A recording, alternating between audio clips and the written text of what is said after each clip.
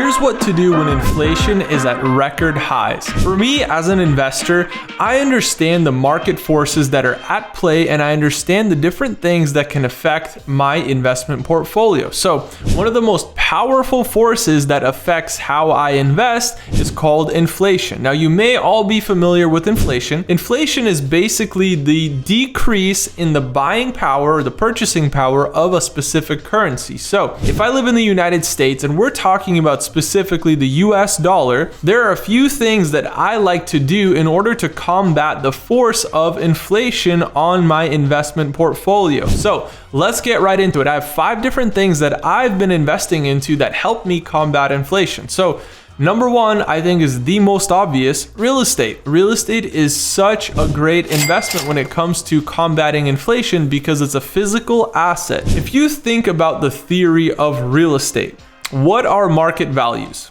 So if I list my house on the market, what do I list it at, right? The only data that I might have is maybe looking at my neighbors' houses, or maybe looking at other houses that have sold that are comparable to my house within a certain radius, right? So maybe within half a mile or within a mile, I can take a look at the houses that have sold, and I can see what the prices were for those houses, and I can use that as a general comparison for my house. However, that's never going to be 100% accurate, because let's say for the last 6 months we've had great economic conditions, right? Everything is going fine, nothing too crazy is happening, and my neighbors' houses have been selling for $500,000 each. And then let's say yesterday something crazy happened in the economy, which meant that there are no longer going to be any more houses for sale. Well, now all of a sudden, I could have probably sold my house for $500,000 yesterday or the day before that, right? Because that was the data that we had. But all of a sudden, because we had a shift, something happened. Now I could probably get $1 million for my house, because you know what? There's not going to be any houses on the market tomorrow,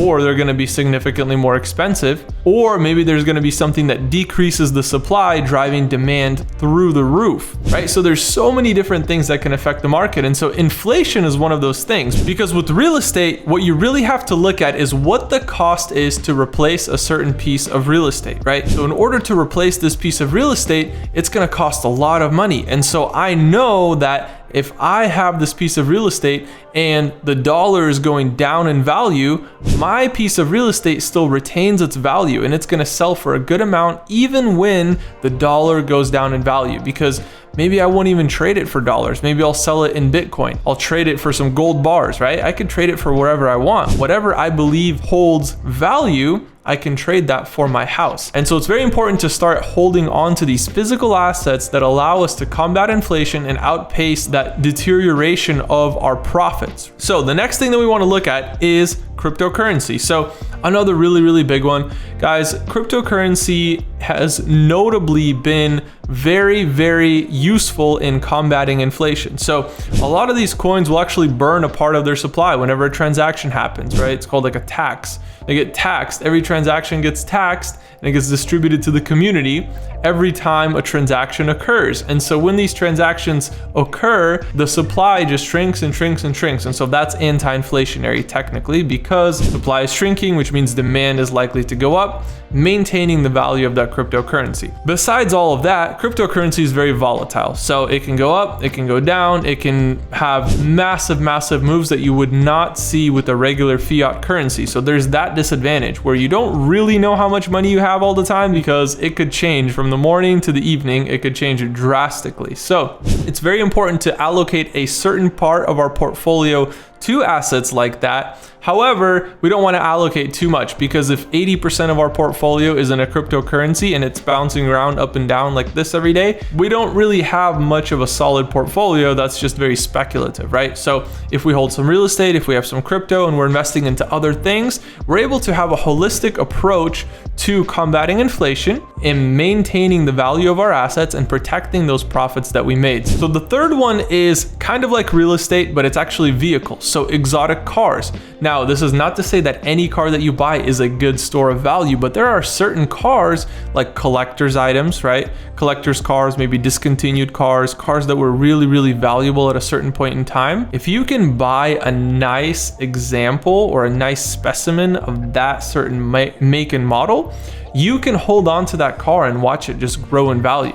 right? You literally don't even have to do anything. You just hold it in your garage, and chances are that you're gonna make a profit on it because, again, the dollar is declining in its purchasing power, and this car is becoming something that's a collector's item because less and less of these cars are out on the road in good condition. So that's a great strategy to combat inflation, right? So these are things that we can invest into just like cars. So private jets and yachts, those are very, very high value items. You could buy them for $20 million for these jets, for these yachts. It's just like a house, right? So either I buy this big mansion, which everybody's after mansions. There's a ton of demand for mansions and all this real estate, this trophy real estate, or I could put all this money into a yacht where there's not as much demand, but there's still a ton of demand because it's just like real estate, except this house is on the water, right? It's real estate, it's just amphibious real estate, right? Or in the sense of jets, it's real estate, but it just happens to be up in the air. So same idea though, we lock up this value, this cash that we have, we lock it up in these assets and we watch it appreciate over time. Besides the appreciation,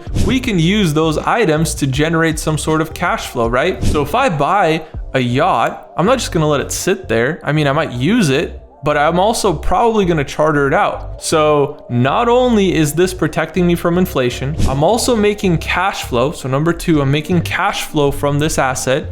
And number three, it's probably appreciating because more and more people are catching on and they're like, hey, maybe I should invest in a yacht. Maybe instead of real estate, instead of competing with everybody for all this real estate, maybe I should just buy a yacht and rent that out. There's so many opportunities in the market, guys. And finally, guys, this brings me to my last investment that I've been doing consistently is oil wells. Guys, this again is a physical asset. So as the price of oil, of crude oil is going up, if I'm invested into these different wells, I'm making passive income month after month after month from all the oil extraction that's going on. So while everybody's worried about gas prices, people that are invested in oil wells are making really, really good money because we are unaffected by the price of gas in the sense that when it goes up, we actually make more money, right? We still have to pay more at the pump just like everybody else, but we're also on the other side of that cash register where we're supplying that crude oil and we're benefiting from the price of crude oil. So that's another thing to look into because,